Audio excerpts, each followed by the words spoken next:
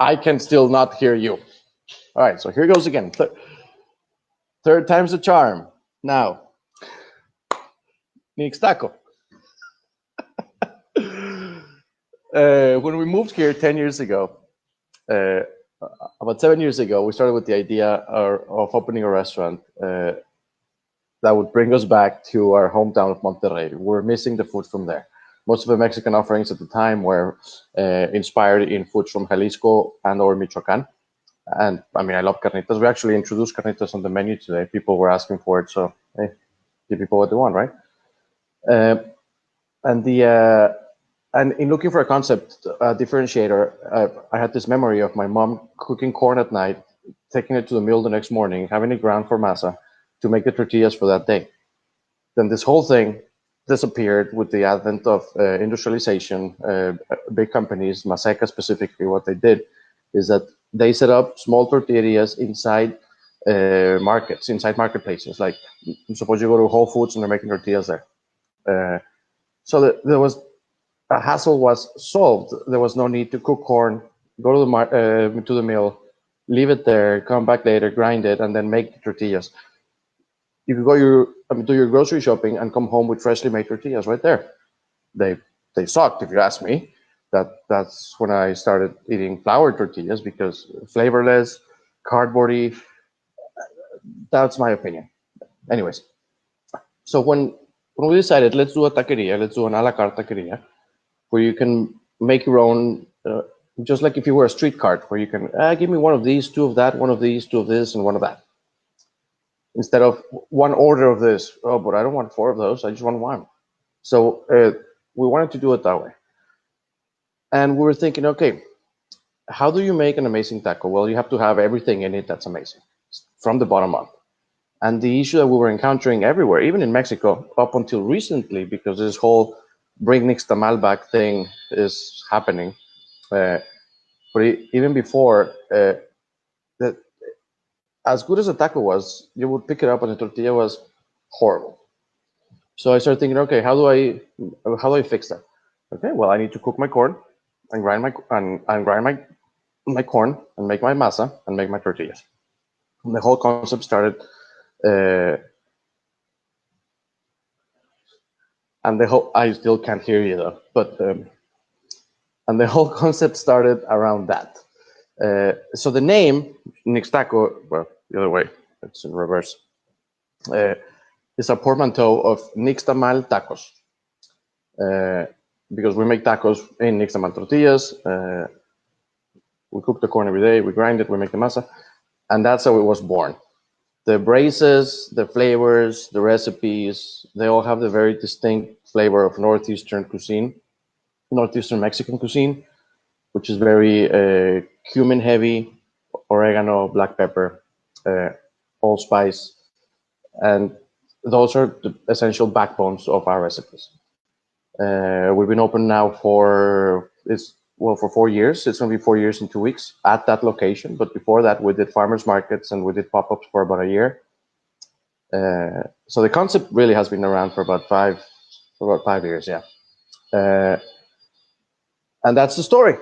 I can't hear you, but I know what you're going to ask me, so I'll just keep on talking. I'll just keep vamping until this fixes. No, I can't hear you. And I kind of can read lips, but no. Bam. Okay. All right. So in sticking to the topic of conversation, that this whole thing that we discussed and that you spoke with Ann, come March 15, I believe it was a Monday, if I'm crunching them. Yeah, March 15 was a Monday. On Sunday, March 14 is when pre-guidance was issued to maybe reduce occupancy, stay open, all this, all that. We decided to just close our dining room. And we decided to focus on changing the menu, pivoting. We already had systems in place for takeout. And we had the infrastructure in-house. And by that, I mean the POS. So it was just a matter of tweaking some parameters, and we were delivery ready. every front of the house employee that we had, I offered, do you want to be a delivery driver? I don't want to lay you off. I don't want to put you on furlough. I want to stay open for you guys, keep everybody employed and health insured. And some did, some didn't have a good record, some didn't want to be around, some just decided to go home. But we didn't really let anybody go that wasn't offered an alternate position. And in that, we redid the menu. We started doing, seeing what people needed. Everybody was fighting over toilet paper.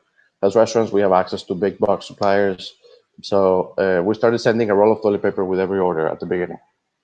And we ran out of toilet paper. And then we couldn't get any more. And then we got some. But that's a different story.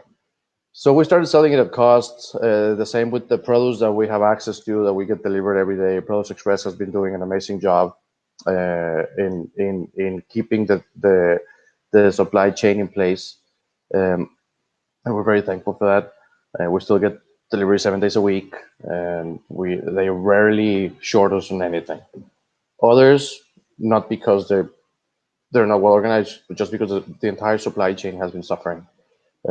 Meats, for example, pork, beef, it's getting hard to get product. You have to really plan ahead.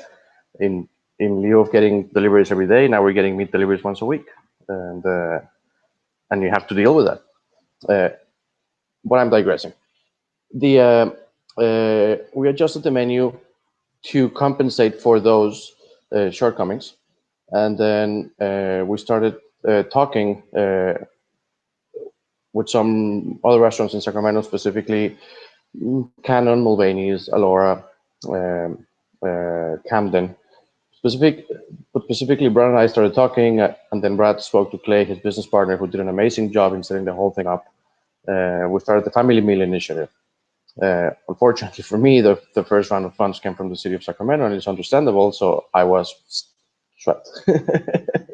That's okay. It's expected. I mean, there's no hard feelings for anyone. It's how it is. But in the meantime, because Brad very well developed the SOPs, the standard operating procedures, and the concept was in place, and the product existed, and we had a ton of packaging boxes, I started moving on my own, and we started working with this local nonprofit called My Mother's Voice. They help, yes, I can see that, mymothersvoice.org. So they help families with kids that are on the margins of society, in the sense that they're on the poverty line. They don't have readily access to transportation. They rely on government programs, which are now shut down, some of them. They rely on the schools, which are shut down, all of them. So we partnered, and I brought to her the proposition of, hey, we're going to do this in Sacramento. I'm in Roseville. Let's do it in Roseville. And we raised, like Ann was saying, it's a lot of money, but it's all gone because all the food's gone also. Yeah. And it's in the thousands that would fed over the last course of 6 weeks now. This is the 6th week that we're doing it. In the meantime, I kept talking along with Clay from Cannon with city officials who were able, Megan McPherson, the deputy city manager, she was able to allocate some funds to this program, and we got the Health Education Council on board as an administrator. So they're taking donations for the city's family meal program, and we were able to get more restaurants involved because there simply wasn't enough funds at the beginning to involve more restaurants. It's like Ann was saying, it's a matter of funds. And then once you have the funds, it's a matter of, okay, who do I give the food to and who's taking it there? It's not as simple as it seems. I don't know what this means, but yeah, it's an all-around process that it gets a lot of people involved, and all the cogs need to fall into place, otherwise it doesn't work. So we're very happy to have been doing this. We've been sending out meals that feed. It was initially designed to be a dinner for 4, but these families with kids And at the beginning, because the boxes we have, they fit a little bit more than a pound, I would just told the cooks, just fill them up. And I started getting reports that these families with kids, they were making it last for a whole week until they got a new one. And it was very touching. And so we just kept doing it, and we started that. We kept adding more stuff and making it like a whole, here's your food for the week, ma'am, for your family. As opposed to just a pasta dinner for four, which we're also doing, but it's a different product. And that's what we've been doing now. In the meantime, we're still open for business. We're doing takeout and delivery. And fortunately, we have a very loyal group of supporters that have been supporting us in these times. And it's funny, now you see a kitchen ticket, and there's like a meal kit, 2 pounds of chicharron, 1 pound of barbacoa, 3 onions, 2 avocados, 4 limes, 4 tomatoes, 1 pound of flour, an ounce of yeast, 3 rolls of toilet paper, and you're like, okay, well, cool. And it all gets packed, and we become kind of like a bodega, kind of like a general store, a one-stop shop. And thankfully now, also, ABC has relaxed their control measures, so we're able to also send beer to go, wine, even fill growlers with a food order, obviously, and we are enforcing that.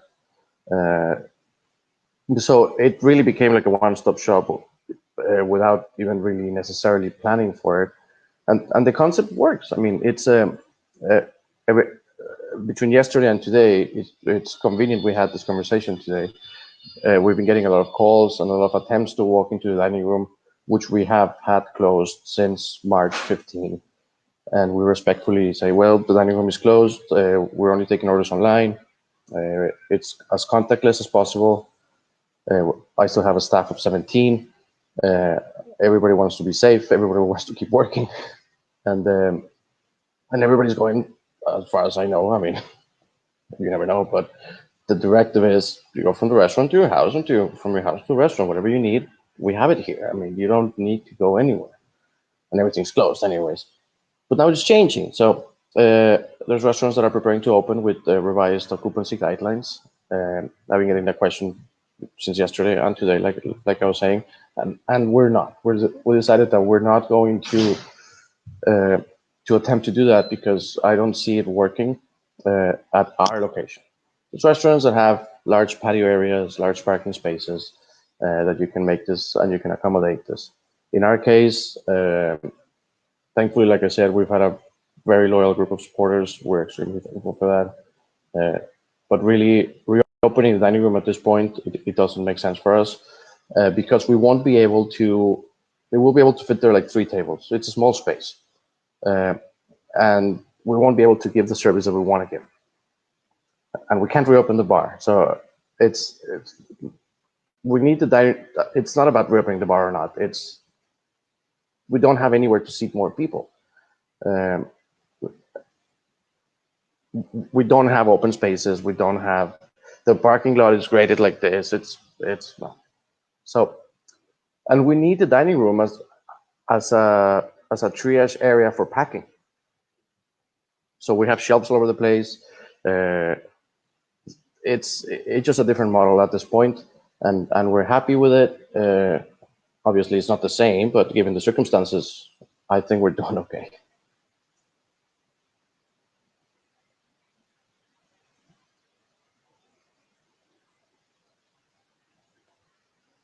All right.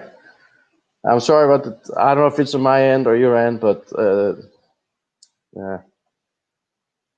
anyways, one last shout out. If just like there's a lot of programs out there.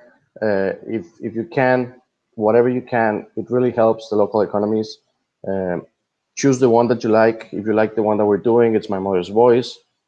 Anne's doing her own, feeding the frontline people. Those restaurants that they mentioned, they're all my friends. Family Meal Sacramento, they're all my friends. Family Meal Roseville, same thing. Everybody's just trying to help. And it's really, I feel that the ones that are on board, we really are doing it for the sake of the employees or our team members, really, who we see every day. and just pick someone and support them. It's if you can, it's very important, and every bit helps, and it goes a long way, because you're not just helping the business, you're helping the farmer, and you're helping the recipient, and everybody in between. That's all for me. Thank you, Dave. I'm sorry I can't hear your voice, but all right, man, we'll catch up later.